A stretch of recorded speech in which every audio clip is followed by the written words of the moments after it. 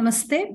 Welcome to the 4th edition of the Global Festival of Oneness, organized by Indica Moksha, celebrating the life and works of Adi Shankara. My name is Anuradha and I'm the host for today's program. Let us start with the prayer. Sadashiva Samarambham, Shankaracharya Madhyamam, Asmadacharya Paryantam, Vande Guru-Paramparam. We're very pleased to have with us Prasad Kaipa talk to us on this topic, Advaita and leadership. Before we get on to the talk, I'd like to introduce the speaker. Prasad Kaipa grew up in a South Indian family where Sanskrit and Indian scriptures were valued as much as Western education. Prasad ji got his PhD in physics from IIT Madras and was a faculty member in the University of Utah. In 1980s, he partnered with Bill Atkinson to research the nature of learning, to design tools that augment human intelligence. Prasad started integrating Western management models with brain research and Vedanta in developing senior executives and organizations in the area of innovation and leadership. By 2019, he had advised and coached 130 C-level executives at Fortune 500 companies and taught in several business schools in US and India. Prasad ji uses Bhagavad Gita framework and interviews with CEOs to co-author a best-selling book From Smart to Wise in 2013. He founded the Center of Leadership, Innovation and Change at the Indian School of Business, as well as co-founded TIE Silicon Valley's Entrepreneur Institute to teach soft skills to entrepreneurs. He's on the board of Samskrita Bharati, Yoga Bharati, North-South Foundation, and has co-founded the Center of Consciousness Studies and Inner Transformation, which is being renamed as Institute of Indic Wisdom. We're very happy to have with us Prasad ji. Welcome to the show. Thank you very much, Anuji. Very nice to be here and participate in the Indica Moksha festival for Shankara, the month-long festival. It is really my privilege to be able to address the audience.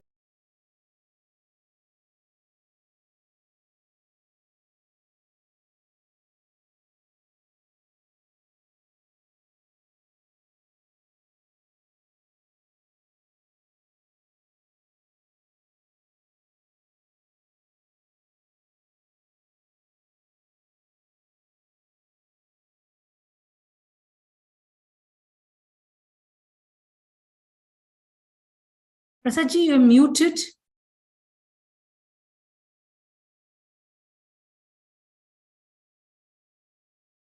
Prasad ji, you're muted. Okay, now can you hear me now? Yes. Yeah. Okay, I apologize. So, namaste and thank you very much, Anuji, for this invitation. I'm looking forward to sharing some of the lessons of leadership that I learned from Advaitic philosophy. Of course, these days, Advaita sometimes is also coming from not only, when I grew up, Advaita means Shankaradvaita only, but recently the Kashmir Saivism and other Ramana Advaita, some of them also have been influential in the world about what Advaita means. And whatever I am going to talk about will be a little bit of an integration of it. Why is that?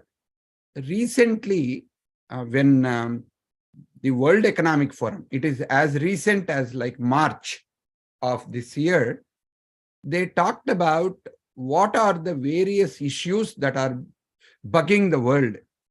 They talk about the economic issues, environmental issues like climate change, geopolitical issues like the war in Ukraine. They talk about social issues and also the technological issues like the recent upsurge of AI models where the chat GPT is the one that is like the image that you see on the right-hand side. These are variety of models that are creating a large amount of question marks in the minds of people. Will leadership be replaced by AI models? Will many of the people lose their jobs because of all of that? I believe the Advaita really begins to bring focus on not all the external stuff, but on inner transformation. So let me just address the AI issue right up front. Whether you talk about ChatGPT 3.0 or 4.0 or the Microsoft version of ChatGPT or the Google version of Bard or many of the AI apps that are creating a large amount of chaos in the world, they do not have any emotional intelligence. When we talk about leadership, leaders need to be able to be empathetic, read the emotions of their team members, and contextually looking at the body language, looking at the non-verbals, they need to be able to make decisions and help each other. AI is nowhere near that. Right now, creativity is something which is extraordinarily important. And the creativity that goes beyond pattern recognition. Many times people look at intellect or intelligence means being able to look at large amount of data and derive the patterns out of them and to be able to make decisions, which is what the AI does. But AI is not capable of creative thinking and innovation.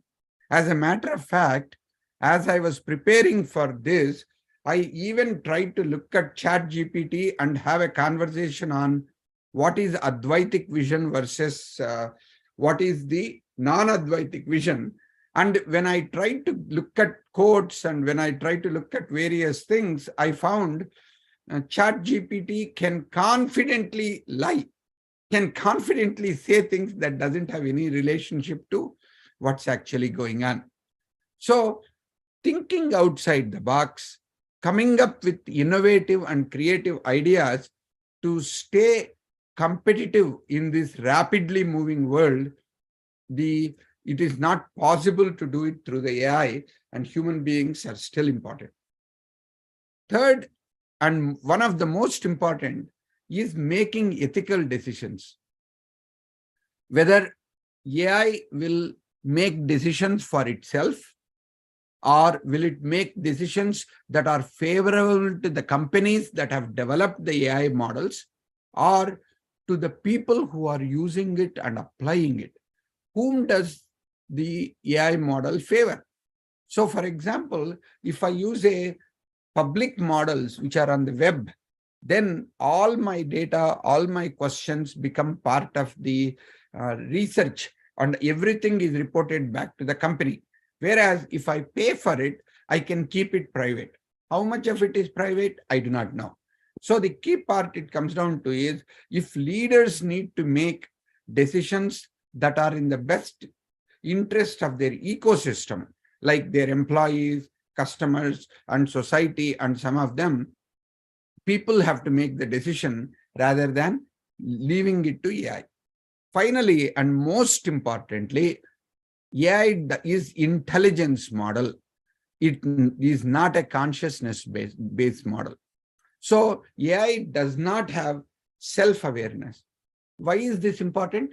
We talk about in Sankhya, the idea of Purusha and Prakriti.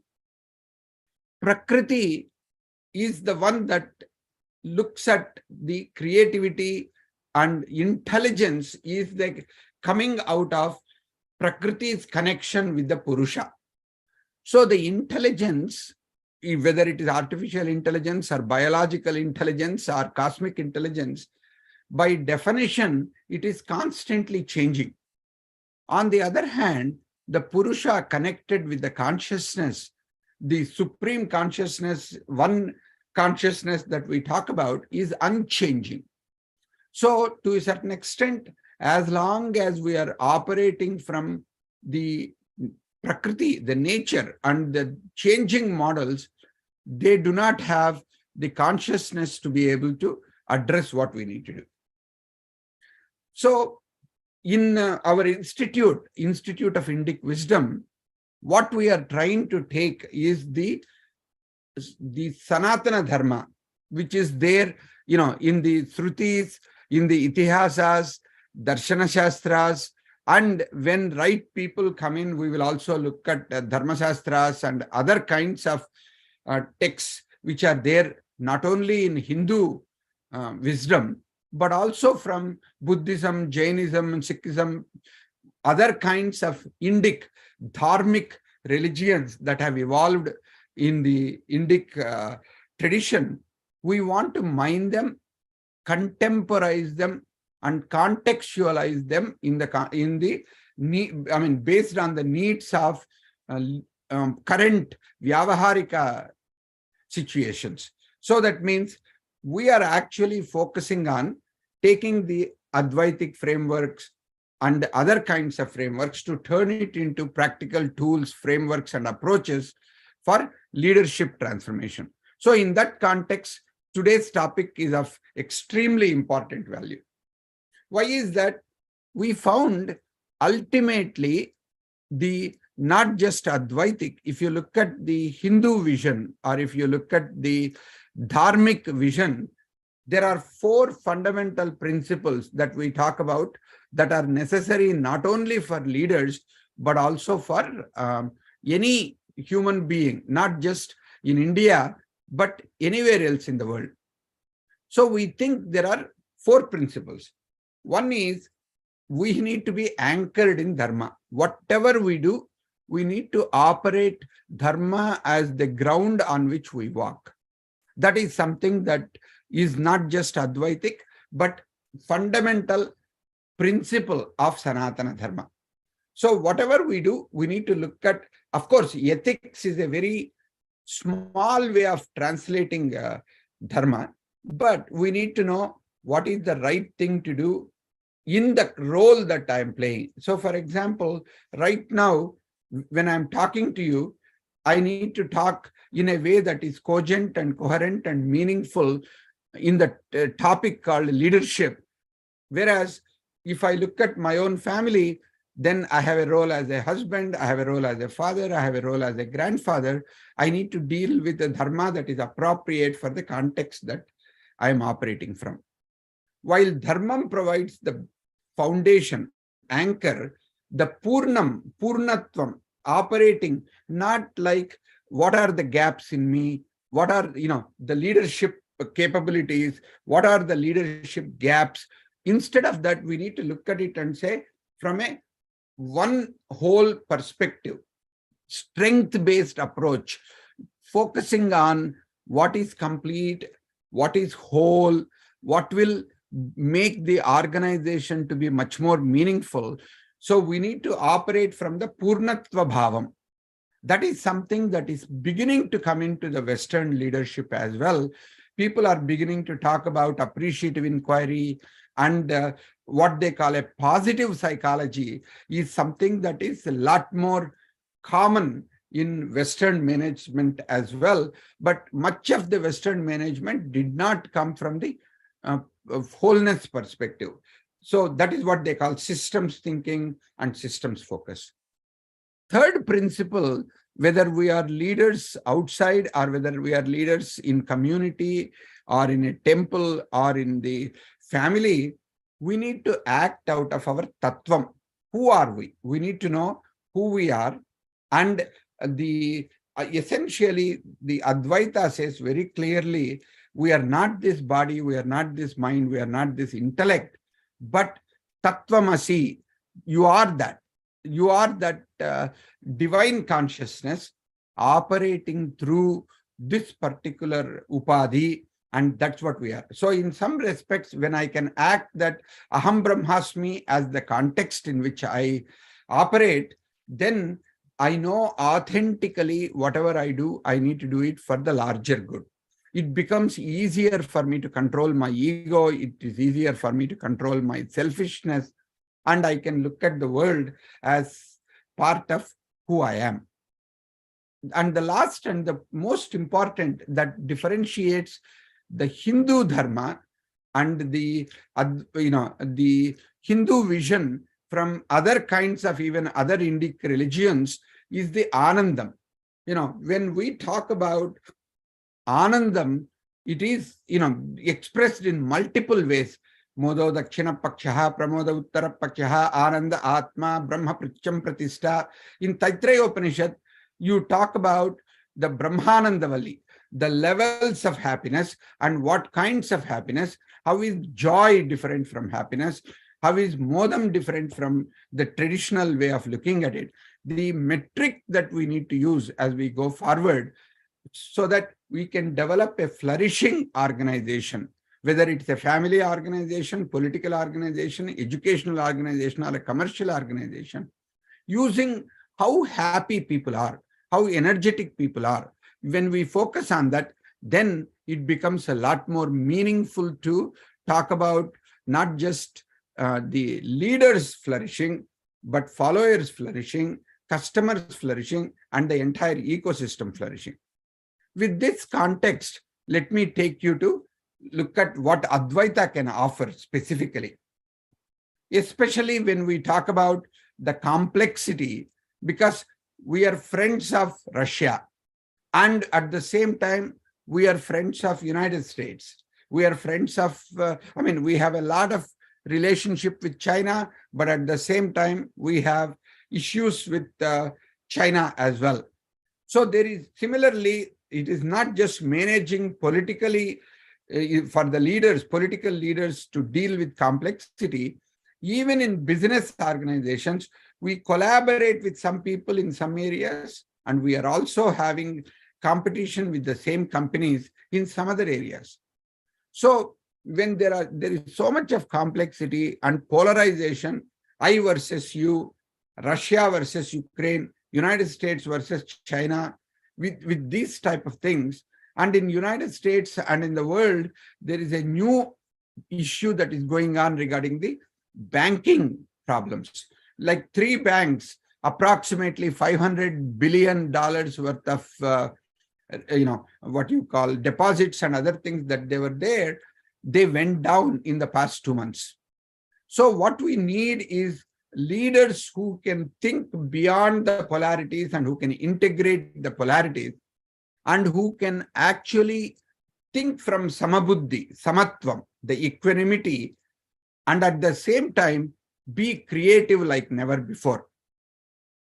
If we are looking for such leaders who think systemically, like as I said, Purnatva Bhavam, who make ethical decisions, operate from dharma, and think about stakeholders, not just the stockholders, including the climate change and the impact of what they are doing on the environment. All of these are focused in the Advaitic philosophy because Advaita focuses a lot more on inner transformation, self-awareness and self-knowledge. And as one of the important messages, it talks about detachment from ego. Interestingly, all what Advaita philosophy teaches are essential for current leaders. Here, I gave a detailed chart for some of you who are the business leaders who might want to look at it and say, can you compare what the leadership model of Advaita presents when compared to the current Western models? I will just touch upon some of the 5 points which I wrote here. The non-dualism versus individualism. The Western leadership focuses on, especially coming from the West or United States, if you want to look at, the individual as the primary unit of analysis. So everything is focused on individual freedom, individual achievement. And if there is a conflict, it comes down to making sure I am taken care of. On the other hand, when I look at individual as part of the collective, like in India, for example, family is the primary unit of analysis. I look at what is good for my family, and then I call the whole world my family. Udara charitanam tu vasudhaiva kutumbakam. When I really look at the world as one family, then whatever people talk about as family as one unit becomes a lot easier. Like just a few hours ago, I was sitting in a leadership meeting of a company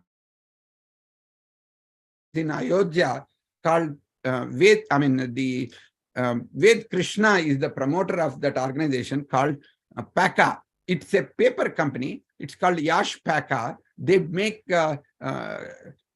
what you call paper packaging products. Essentially, something that is, they create packaging products, compostable packaging products that are good for the planet and that are good for everybody. And they were talking about the difference of their company with respect to any other companies is that they are a family, they are values-based, and they are focusing on taking care of themselves along with the planet, along with everybody else who is involved as partners with them. That kind of non-dual thinking is something that Advaita provides. Second, the Western models talk about self-actualization.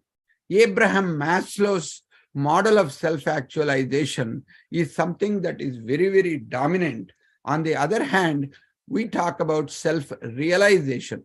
It is not just about individual realizing their individual self, but individual recognizing that they are the world. They are, Brahman. That kind of a recognition of the true nature of their largest self, recognizing that they are the ultimate reality, not just this 5 feet, 6 feet body. That real potential, realizing their potential of the 6 feet body doesn't mean very much in the Advaitic vision. Third, focusing on the inner transformation, as I just pointed out 2 slides ago, instead of behavioral change. For example, even if you go to a hospital in the West, they talk about CBT, cognitive behavior change, to be brought instead of really looking at root issues and helping a person to bring about inner transformation. So even the Western psychology for human development, for healing, is being replaced with cognitive behavior approaches which focus just on making person do what needs to be done in this moment, instead of transforming what's going on inside out. And the fourth major difference and the value addition that the Advaitic leadership brings is it focuses on servant leadership rather than the transactional models of I have these goals and I have these targets. If you are going to meet with it, you are going to get rewards, and if not, you will get punishment. This is what you call theory X, theory Y, theory Z kinds of models that got developed in the West. On the other hand, the Advaita philosophy talks about like a Hanuman in the Tulsidas version of Ramayana, where he says, if I don't know who you are, and if I come across you, I will treat you as myself. And if I know, I'll treat you as your servant, as if you are Rama. But once I know who you are, I recognize you are also like a Rama Bhakta, Ramadasa like me. So in some respects, the context of wise leadership and servant leadership is something that is predominant. They do have recently servant leadership that came out of Greenleaf model, but it is not very common as such yet. And finally, the most important is emphasis on wisdom rather than emphasis on skills. So they talk about leadership skills, leadership competencies. So they focus a lot more on what you can do rather than who you truly are. So beyond the appearances, looking at not just the knowledge system, but your ability to discriminate which knowledge is appropriate when, and do you know the true nature of reality? That part of it is something that only Advaitic leadership brings, not the Western models. Now that I have given you an overall framework of Advaitic leadership and what it can offer, in the rest of the time, in next 20 minutes, I thought I will just talk about what are some of the qualities. Individually, I'll go ahead and talk about it. First and foremost, before you lead, the focus of Advaitic leadership is on self-awareness. Leader has to have awareness of oneself. If you do not know your own strengths, weaknesses, values, and beliefs, and your triggers, then your ability to manage depends upon what stimulus are you getting, and your senses, what is going on in your mind, and what are you excited about. Raga, dvesha, like some of those begin to dominate, and your ability is seriously what you call gone. So self-awareness and the self-knowledge is something that Shankara writes about in his commentary of Bhagavadpada.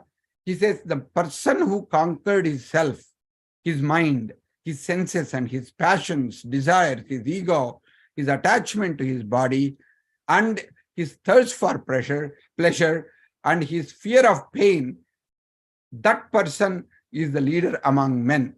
So, for example, this is Shankara's commentary on Bhagavad Gita. Even if you look at Bhagavad Gita itself without the Shankara commentary, it talks about the same thing. Dukkeshu anudvigna manaha, sukeshu vikatadvaraha, vitaraga bayak krodaha, stitadihi munihi uchate. Who is the leader? The person who can stay quiet during raga, dvesha, all of this is the person who has the foundation for being a leader. The other important part is because of the interconnected nature of human beings, the Advaitic vision says, Advaitic philosophy says, we need to collaborate, and wherever it is possible, we need to co-create. Like somebody said, if you want to go far, go together. If you want to go fast, you can go alone. So several times, if you want to achieve success, not just in today or not just this quarter, if you want to reach sustainable success over a period of time, you do need to build strong relationships, not only with your team, not only with your customers, but also with the society. Like there was an example somebody gave saying that if you build a fantastic building amidst a very, very poor neighborhood, you have to have a very strong security, because you have to always look at how other people might come and destroy or damage or steal from you. On the other hand, if you build that building or if you build that business using the people who live around you, and if you try to increase the prosperity of people who are around you, then they will all become your protectors, and they know that when you prosper, they prosper. That kind of a way of thinking is what I mean by collaborative leadership or even co-creative leadership. So in Taittiriya Upanishad commentary, Adi Shankara specifically says that individual self is incomplete without the collective self. So especially in this post-AI world, we do need to work together to achieve the success. The third point I want to make, what the Advaita brings up, is the leaders have to live in the present moment. They have to expand this now. While the distractibility is high, like even as I am sitting down to talk to you, on one side, my phone keeps going off. On the other side, the messages that come from the various other devices and various other apps on the computer, I have to watch out. So the multitasking is something that is natural these days, and the distractions are everywhere. But when I focus on, if I'm talking to you, I need to focus on you and nothing else. And it doesn't matter what happens tomorrow. Tomorrow is a dream. And yesterday is actually already in my past. And when I focus on right now and anchored in what is it that I can contribute and who am I, and if I can come from that being rather than just what I need to do from that particular perspective, and if I can control my own ego, what is in it for me and how do I look good in this, and if I can do something much better from the focus of what is it that I can add as a value, then I can connect with my team much better, because I'm no longer looking at what is in it for me, but I'm looking at what is in it for us. I can make decisions based on what is the current reality instead of will this meet my vision, will this meet my target. Instead of that, if this is what is going on, we need to act in this present moment the best that we can do to take care of what needs to happen. At that time, if I can focus on taking care of the crisis in the present moment, most of the new opportunities also emerge in the present moment itself. So by living and leading in the present moment, I become aware of and take advantage of the opportunities that arise in the present moment. The third one that is extremely important to recognize, like in Shankaracharya talks about in Manisha Manchakam, Shasvat Naswara Visvameva Makilam Nischitya Vacha Guroho. Like, he says this world, the entire world, Akilam Viswam, Shasvat Naswaram, it is constantly changing. So this is what even in the West they talk about change as the only constant, but it is not easy for many leaders to adapt to new situations, to innovate during rapid change. But Shankara says very clearly, those who cannot adjust themselves to constantly changing circumstances are like animals. Why? Because like an ocean that has lots of waves, waves keep on coming, but in the center, it is very quiet. It is like being in the center of the ocean or being in the center of changing world. If you can focus on your being, which is non-changing, then you can embrace change much more meaningfully and you can do what is necessary. The other thing that the Advaitic vision suggests is you need to lead by example.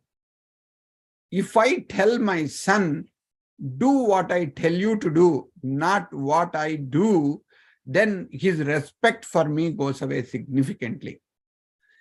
Any time, especially these days, for example, in United States or in around the world, there are lots of talks about people who are trying to lead. For example, the Donald Trump, who was a president before and who is trying to be a president again, has got so many lawsuits. But at the same time, if this person who could not lead his own life, as an example, if he tries to say, I can lead a large number of other people, whom is this person serving? Shankara says, leader of men is the one who serves them. So you need to think about it and say, am I leading by example? If they do not listen to my words, if they look at my life, if they look at how I spend my time, will they think that I am a leader? For example, again, a practical one, when I interviewed Narayana Murthy of Infosys and some of the leaders of Infosys when they were managing Infosys, they were telling me it doesn't matter that we have accumulated a lot more money than before, but we still live very simply. One of the persons mentioned, I still use one bucket of hot water for my bath, And if I need to go anywhere, till about 2 kilometers, I will use a scooter, or I will use a bicycle, or I will walk instead of taking car. Why? Because I believe in not wasting resources. Doesn't matter how much money I have, I need to live based on certain set of principles.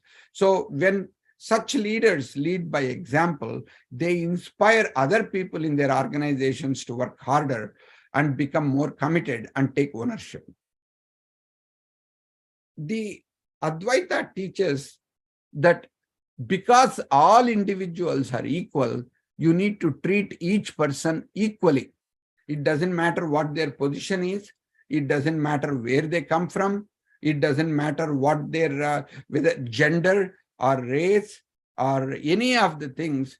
If I can treat your differences as a value addition to me, and if I can look at your strengths and see what I can learn from you, and then I can help use my strength to teach you where you are weak, together we are going to be stronger.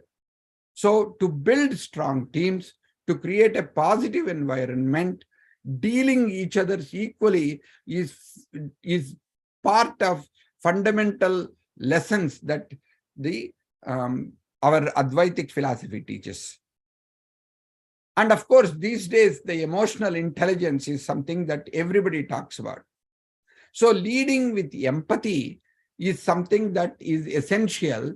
And Shankara says a leader should always act with empathy towards subordinates, treating them as he would like to be treated by himself. This is not just here. Even if you take, for example, the Bhagavadpada, they talk about Maitra Karuna Evacha. Or if you take Yoga Sutras, Patanjali Yoga Sutras, Maitri, Karuna, Mudita, Upeksha are considered to be 4 Brahma Viharas. So everywhere you talk about, if I cannot actually empathize with you, if I cannot connect with you as a friend, if I cannot actually have love and affection and certain emotional connect with other persons, then especially these days when people are having hybrid work and virtual work, it will become very difficult for you to manage teams, because on Zoom, just like we are talking to each other, you need to be able to read the body language, you need to be able to read the facial expressions and learn to become empathetic to them. Those become extremely important in these days when people work from home and everywhere else. And one of the most important things that Advaita talks about is serve other people. Says a true leader is the one who serves other people with selflessness and compassion. So again, I gave the example of Hanuman earlier. So service to other people is extraordinarily important. Of course, some people ask, hey, if that is the case, don't you think the Dvaita philosophy also does it? Yes, Dvaita philosophy also talks about Dasa Bhavana and Bhakti as very, very important. The Advaitic vision differentiates slightly differently. Because in Advaita, it is not just about being a dasa and completely surrendering, or it is not even Saranagati like Visishta Advaita. In the Advaita, I know at the root of my serving you, I am you. That particular Advaita Bhavana, if you don't have it, you will always look up to God or look up to other people, but you will not know when you need to stand up and do what you need to do. When do you need to serve and when do you need to lead is a big differentiation that the Advaita brings in. And then I'll make a couple more and stop. Practice detachment. Doing whatever you can do at some level, you lead up to a point, and then you need to surrender them to the divine, and you need to make sure that you are not attached to the results. This particular shloka of Bhagavad Gita, Karmanyevadikaraste mapaleshu kadachana, is often misunderstood. When one of the spiritual teachers came to the Bay Area and he met with about 20 or so CEOs, they asked this question: are you telling me I should not focus on the results? I should just focus on the process and let it go? The important differentiation that it comes down to is, it is not about not focusing on the results, but when to surrender. So you start, obviously, dharma, artha, kama, moksha. Artha is part of purusharthas that we talk about in Hindu dharma. So you cannot say, don't focus on the results. Come up with the right vision. Come up with the right sankalpam. Come up with the right plan and strategy. Assemble a great team. Come up with the right process that they can follow so that they can arrive at the goals and they can actually exceed the goals. Put all of them. Once you assemble the team, once they came up with a plan, once they are taking the ownership, that is the time you need to just let go and not micromanage and not worry about the results. You have done the best that you can. You have put together the best team and best strategy. Now surrender. Don't worry about what happens. Then pay attention to the present moment, and then you do what needs to be done. That is the meaning of this particular sloka. So if you let me leave again, coming back to the first one, and then I will take questions. The self-knowledge essentially is the key to leadership. That is the first point I made, that it comes in. In Brihadaranyaka, there is a lot that talks about, the one that inhabits the organs of generation but is within it, whom neither the organ knows, and, like internal ruler. Who is this internal ruler? Who is that immortal self?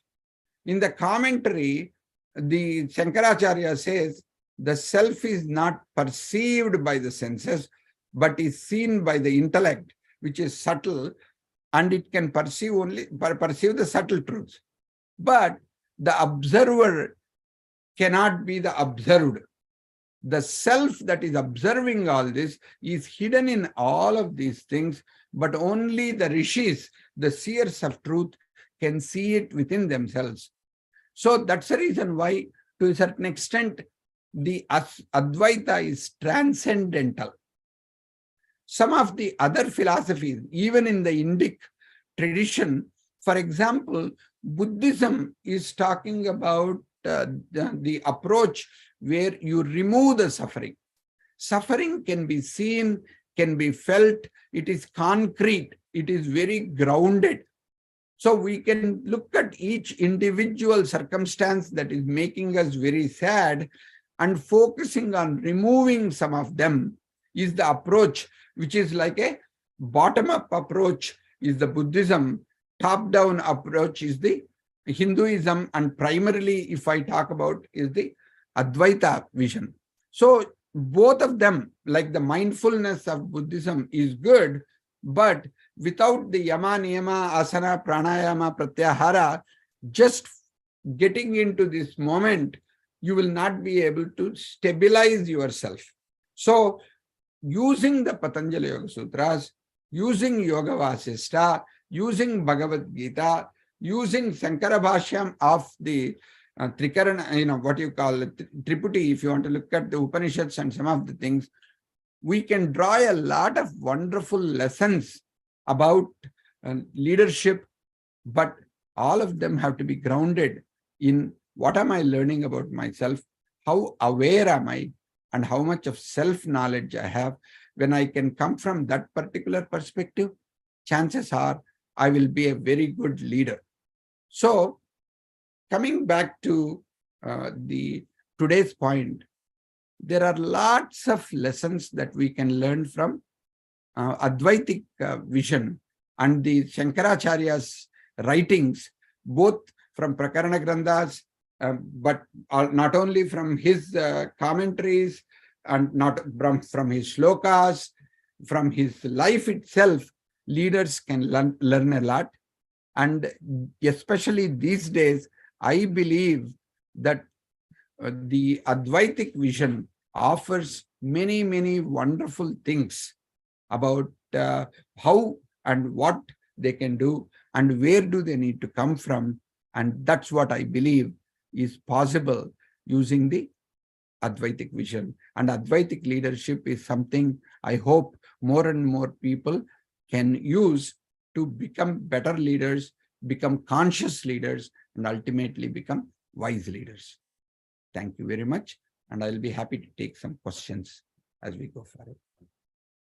Thank you, Prasad ji. That was a wonderful explanation on how to become wise leaders with the right values, and especially the word which you said, servant leadership. That is something that most of us really need some. How does one cultivate that value, that servant leadership value? Because it's very difficult not to be bossy and not to think that one is the sole agent of everything. To become a servant leader, first I need to have Advaita Bhavam. See, for example, of course, somebody said it very nicely. When I'm interacting with you, there is Dvaitam. There is me, there is you. But what I want to come from, if I come from saying, I'm a man, you are a woman, I'm a speaker, you are a facilitator, I know better, you don't know, that arrogance or that sense that just because you ask me a question doesn't mean you know less than what I do. If I forget that even for one instant, my ego comes up. So the servant feeling I need to get is, because you are asking that question, it is giving me an opportunity to elaborate on and help other people. You are here to facilitate this particular topic. I'm here to facilitate the learning in this particular topic. When we are working together, parasparam bhavayantaha, when I look at you as the person who makes this happen, and you look at me as a person who can bring some context, together we can actually serve each other. In serving each other, we serve somebody else. If I forget that even for one instant, ego takes over. So what we need to do is, we need to go beyond the role of teacher, taught, leader, follower. So the servant leadership means knowing when and where I need to learn from my subordinates. I may be a CEO of a startup, but I have hired you because you are head of product development, as a product development, because you have some patents, you have some phenomenal knowledge. I will never be able to get what you got. And actually, there isn't enough time in the world for me to learn what you do in the product development. So you may work for me, you may report into me, but you are superior in product knowledge, and you are superior in marketing knowledge. You are great in selling. But if I forget that I am the boss and say, you know what, you are the salesperson, what can I do to help you to increase the sales? I am your servant. So at some level, when I recognize I am the top of the pyramid in organizations, if I revert that pyramid in my mind, I look at it and say, I am at the bottom of all the people in the front line, people who are connecting with the customers. They are the one who are actually making the organization grow. My job, through my corporate office, through my executive team, through the directors, through the departments, we are only there to facilitate you in the front lines who are actually in connection with the customers. When I can visualize like that, it becomes a lot easier to become a servant leader. Does that answer your question, Anuji? Yes, it clarifies it very well. Like besides the correct and proper examples you give. We have some more questions. Subhash Yadavji wants to, of course, thank you for your erudite and concise talk. He's asking if the spiritual leadership that is being talked about in management theory is similar to conscious leadership. Yes. It is similar to conscious leadership. Raj Sisodia, another friend of mine, wrote a book on conscious capitalism. There is a big movement that is going on. Conscious leadership is something that is becoming very popular. Consciousness, as we talked about earlier, is coming from the substratum of everything which you are taking. So if I take the Sankhya philosophy, which is also in yoga, Purusha is the consciousness. Prakriti is the intelligence. When we are conscious, then we have the awareness of awareness, the second level of awareness. Not just awareness of the moment, but we are also awareness of the importance of this moment. We have that. When we are operating from that, that is when you call it conscious leadership. And this conscious leadership is not just something you learn and then you forget, but you need to be conscious every moment, because it is not something that the moment I say, I know, you are no longer conscious. The autopilot has taken over. So the Paramarthika versus Vyavaharika, if you look at, we call this spiritual leadership when we are, every moment we are conscious of our true nature and our connection to the universe and the oneness, as we call Aham Brahmasmi, doesn't necessarily mean I am the Brahman and you are nobody. It's also you. Tattvamasi and Aham Brahmasmi. Both are there. When I am conscious that I am Brahman and you are Brahman, and I need to come from the larger perspective, you need to come from larger perspective, then I'm moving on the spiritual path. If I apply it in leadership and if I apply it in day-to-day work, whether it is in my family, whether it is in my family business, whether I am in my large company, that becomes conscious leadership. So conscious leadership is a Vyavaharika approach to spiritual growth that we talk about in the Advaitic vision. Thank you, sir. Anjan Nandi has this question, and he says that our knowledge system has values which are long lost. And then he is, of course, curious to know that how the West has actually set up such great quality industries without these kind of systems that we talk about. I mean, what is the reason for their success? Excellent question, Nandiji. The key part is, even if you look at quality systems, see, quality movement came from Japan. And so Deming, Crosby, some of these people went to Japan and they took the various kinds of Japanese quality approaches, which, by the way, come from again Zen and the Shinto religions, and Zen, which is the Zazen. If you look at Dhyan, it is connected with, again, Buddhism. It is again connected with the Indic systems that come in. In all of them, the principles, if you look at, they are the ones that become essential. What are principles? Principles are nothing but values in action in the Vyavaharika context. So it is not that the West does not have values. You can think about Abrahamic religions like Judaism, Christianity, and Islam. Some of them, you might think about something like their book, Quran, Bible, all of them are like Dharma Shastras. So we have Manu Dharma Shastras, and we had Parasara Dharma Shastra, then there were other Dharma Shastras. Dharma Shastras are good. They are like constitution to a certain extent. But you see, the constitution has to change based on the time in which we live in. And they have to be updated. They have to be revised. But those constitution has certain deeper set of principles that they go by. And of course, so that is what we call, to a certain extent, the philosophy behind the dharma, the Shruti behind Smruti. Whereas those things are there for the Western religions, and there are values. And as a matter of fact, if you look at fundamental values seem to be common to many of the religious traditions.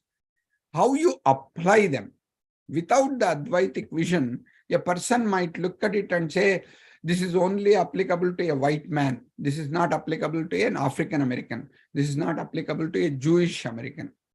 When you begin to differentiate, I am superior because I'm white. I'm superior because I've been here first. I'm superior because I'm older, or I'm superior because I'm male. When you bring that type of a thing, values may be there, but you are applying those values only in one context, and you are not actually able to see the spirit behind those values. The Advaitic vision, because it keeps asking you, who am I, who am I, who am I, who am I? It is focused on being centered rather than doing centered. That being centeredness and continuous inquiry into the nature of self, and recognizing that ultimately I am this, and there is no duality, there is only non-duality. It helps you to connect back to making the values come alive, not only in your work, and also look at it and say, who am I making these values come alive? So I need to live consistent with this. Kaya, Vacha, Manasa, I need to have Trikarana Suddhi.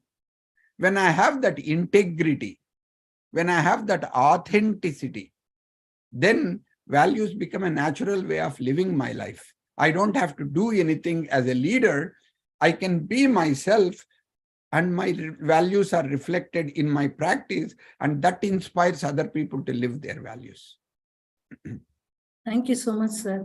We'll take one last question. It's actually a common theme among some of the participants, which is that how can we observe this Advaitic model when there are issues like competition, profit and loss, and then pressure from various stakeholders? How does one fend off those pressures? See, you have these everywhere. Actually, when did Bhagavad Gita get taught to Arjuna? They had so many years of Vanavasam, Agnatavasam. And, when they were in Aranyavasa or Agnatavasa, this was not taught. The true nature of Advaitic vision, a leader is prepared to do in his work, in her work, when they have competition, when they have success and failure, when they are in the war. That is when you truly need dharma. So that's why in Bhagavad Gita they say what you call yogastha kuru karmani. Whatever karmas you are doing, do it from the yoga state of mind. So the idea of all this Advaita or this philosophy, it is not about when you retire, when you are sitting in and doing the vairagyam. No, as a matter of fact, if you are doing it, you are not actually learning anything out of our vision. These are important when you have competition, when you have leader, when you have selfishness, when you need innovation, otherwise you die. When you started a small startup, that is when you need to apply these principles among your co-founders, among the other people. When you bring it in a very nice way, then you can do the sales, you can do the profit. Along with that, you can also serve the community. You can compete dharmic way, and you can, for example, what Elon Musk, in one situation, he created the electric cars, but then he put out the entire intellectual framework out for competitors to develop it according to that. Why? He realized it is not just the sales of the cars this year that is important. If the electric cars have to become popular, there needs to be a network for these cars to be charged. When he can actually give away the intellectual property of some of those, when competitors can use your framework to build their stuff, it will actually make, like a what you call rising tide lifts all boats. So when I can serve you, then you will serve me. And so there are several examples I can bring, but let me stop by saying competition, how you practice, how you sell, how you build, everything. You can actually bring beautiful Advaitic vision and Shankara's lessons into day-to-day living. Only thing is, you cannot directly take Paramarthika knowledge and say, oh, this doesn't mean anything to me. You need to contextualize it, you need to apply it, and you need to look at how to take this and make sense in the business context, leadership context. When you do that, then you will be able to become very, very successful. Thank you so much for those valuable lessons and the proper context in which you place this wonderful knowledge. Viewers, we have many more such sessions. Tomorrow morning at 7 a.m. India time, we have one and many as per Advaita, and the speaker is Swami Ishwarananda. So please do join us, and good night.